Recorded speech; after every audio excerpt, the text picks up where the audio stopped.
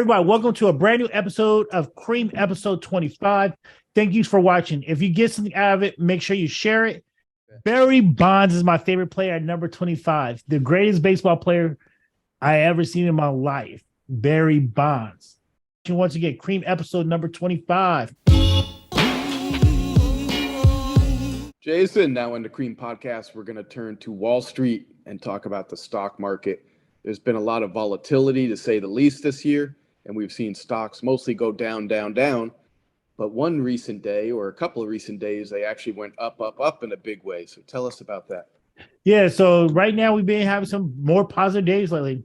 All three major indexes, which is the S&P 500, the Dow Jones Average, and the NASDAQ, they've been having a pretty good surge going on. So the Dow surged more than 1,200 points one day. The S&P jumped 5.5%, and the NASDAQ rose a whopping 7.4%. Yeah, that was crazy in one day. And then the next day, I know stocks went up significantly. As the time of recording here, November 15th, we had a good day in the market. So it really goes to show exactly what you're saying, that you need to stay in the pocket, as you put it, with your investments. Stay in your pocket, have a game plan, have a strategy. Just don't get caught up in the hype. Ask Tom Brady with FTX. Oh, man, that's another one we need to talk about, huh? Whoa, that's a bomb dropping. I'm scared to check my crypto balances, but anyways, just put your money in the stock market, keep it there. You never know when you're going to have these huge days. And with the market, we see that big days define gains more than consistent little by little on a daily basis. So stick to Jason's advice. Absolutely. Jason, one of these days, we're not going to have to talk about inflation and have Inflation Watch as a segment on the C.R.E.A.M podcast. Today is not that day. So tell us what's going on with inflation. Yeah, so inflation was lower than what the economists estimated. They thought that inflation was going to be 7.9%, but it came out to be 7.7%. And now we're starting to see a slowdown in inflation. They're hoping, and it looks like we're trending that way. So back in June, inflation was at 9.1%. In September, it was 8.2%. So it looked like right now we're trending downwards towards inflation. The question that I have, and I think the world's going to see, is how is energy prices going to be affected through international relations right now, and how that's going to affect us down the road. I know it was very encouraging that the consumer price index, the CPI, came in less than anticipated and also was less than recent months. But there is some still heavy lifting to do, like you said, with energy prices going into the winter and such. So let's talk about with these recent inflation numbers, and it was we'll be waiting on December data that covers November, but right now we're talking about October. What were some of the big risers for inflation still that are still rising really quickly, and what were some notable things that actually calmed down or went down? So the biggest thing was food at work and at school, which is up 95.2%, was the biggest one. Also, eggs are up 43%, which I'm hoping this Thanksgiving, I have a cousin driving up for LA. He has chickens who have eggs. So I told him, make sure you bring some eggs for me because they're sure expensive. Public transportation up 28%. I think the one thing when we looked at inflation is that health insurance is only 20.6%. 2 months ago, they were up 43% year over year. So they made an adjustment for that. So that's a huge thing for us.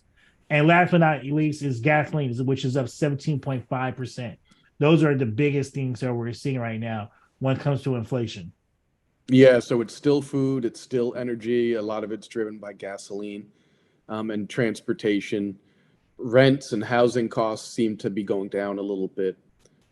That's interesting that they have a food at work and at school versus food at home and also versus restaurants. But overall, I guess we can't complain. It's headed in the right direction. It looks like the Fed tightening the economy by raising rates. It's causing pain, it's causing layoffs, but it actually might see signs now that it's starting to work.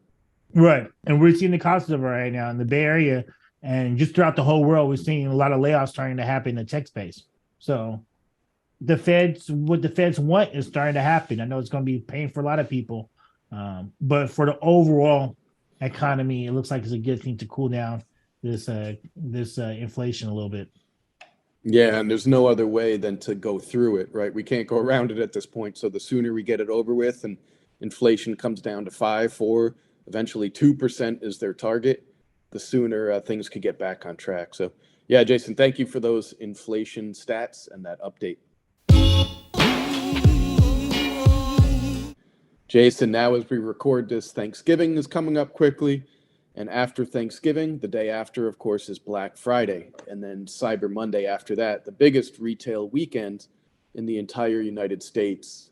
You have some interesting stats and facts and a word of caution for folks these days about Black Friday. So first and foremost, let's start about what is or how did Black Friday got started.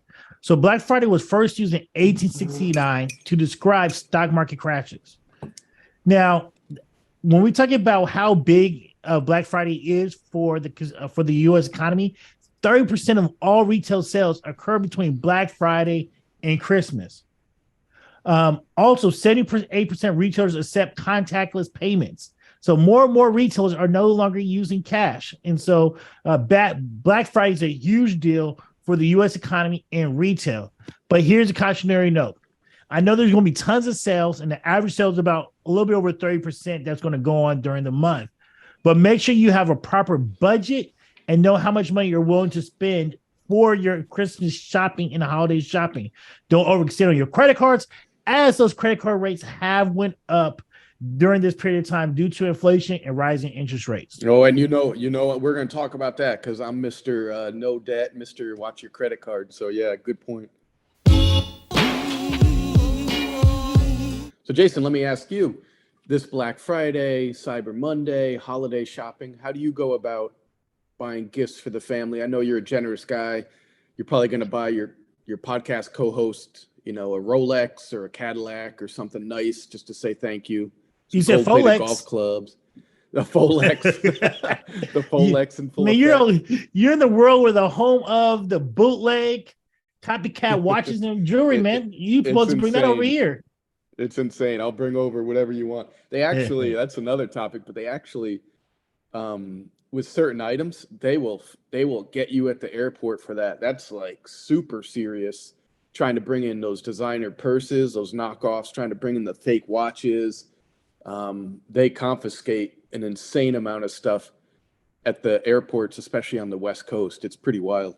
But anyway, so I digress. So how do you go about responsibly and financially savvy still, shopping for holiday gifts and getting stuff for the family? Actually, my wife said this year, we already got everything we need. So we're not going Christmas shopping. She said every day is Christmas at the Matthews. So we have food in the refrigerator. We're all blessed. So we're actually not going to do any Christmas shopping this year. But that's what we say. But we're probably just going to spend very little and just on clothes because the youngest is growing as he getting bigger and bigger as he approaching 1 years old. And then my oldest, he needs some new cleats because his foot's getting bigger. So besides that, we're not going to do any Christmas shopping this year. I think we're happy where we are right now. We're not worried about buying things. So well, that's a wise woman you're married to. And of course, when she says no gifts, that doesn't apply to you as a husband, right? You still got to blow it out and buy something really nice for her, right? Just a word of caution. What? Huh? I didn't know that. Yeah. More relationship advice from the C.R.E.A.M podcast. Huh? Yes, sir. No, but that's actually really nice to do, in the spirit of the holidays and with kids not wanting more and more and more, to instill that lesson in them that, hey, look, we're blessed. We're not going to do presents. We have, we have clothes on our back. We have everything we need, a fridge full of food, more than others. And then you could set that bar, and then you could still get them a few nice things, right? So, but those things will mean even more to them in that perspective, huh? Hey, you're right, man. You're absolutely right about that. Oh, that's great. Well, absolutely. So there's some Black Friday, Cyber Monday advice and words of caution and a little bit of guidance from Jason Matthews. Jason, now on the C.R.E.A.M podcast, I'm going to ask a big existential question that I know you're going to have a great answer for. And that is, what's more important to you, time or money? Oh, time is no doubt. Time you can't get back. And it's funny that you brought it up because last week, me and my oldest had a conversation about what's more important than money. And the things we talked about was time was one of those things that's more important than money, respect is, and family is. And you obviously make more money, but for his time, once that time passes, you can never get it back. You know, you can only be 21 once. You can only be, I told him, you can only be 13 once. So just enjoy those moments. That's good advice. Yeah. And I think as a society, we're also focused on money and material things and maybe what we think that's going to bring us, right? We don't want paper, green paper. We want what that's going to bring us, including the emotional or the, like you said, respect or happiness in life. And too often we keep chasing money when we should be not chasing time, but we should be slowing down and being present and enjoying the quality of our time. So I think that's a great lesson. You're right. I think one thing we're forgetting, especially with these cell phones and distractions, is just how to just be in the moment. Yeah, I know they know how to catch us and our dopamine so much, but just being able to stay in the moment and enjoying those moments that we have is huge. I always tell my son and his friends, I say there's more happening out of the screen than what you see on the screen. So I always have to remind them that.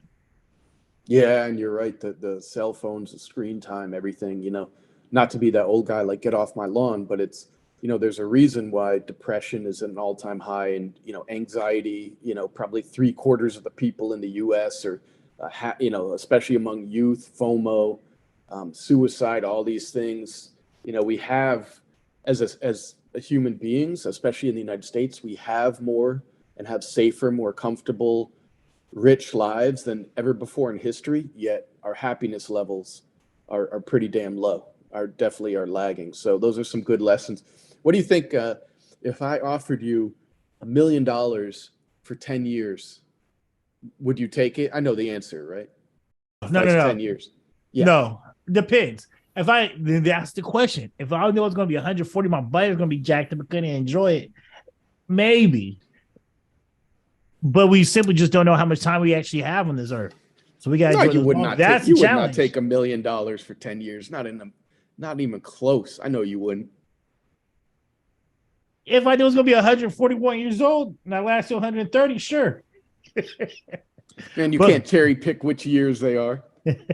That's the challenge, right? We simply just don't know.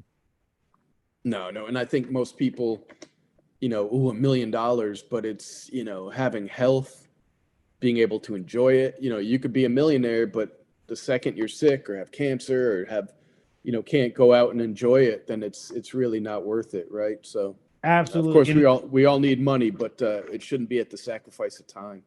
Nope. And you ever hear talk to somebody older? That's one thing they regret is the time and the things that they missed out on. So it's so important just to enjoy those moments. All right, Jason, now in the C.R.E.A.M podcast, we have to give some love to the new film that just came out, Black Panther, Wakanda Forever, which was setting some records. Yeah, Black Panther, biggest November release ever for the first weekend, $180 million, which is huge. So definitely shout out to Black Panther, Wakanda Forever.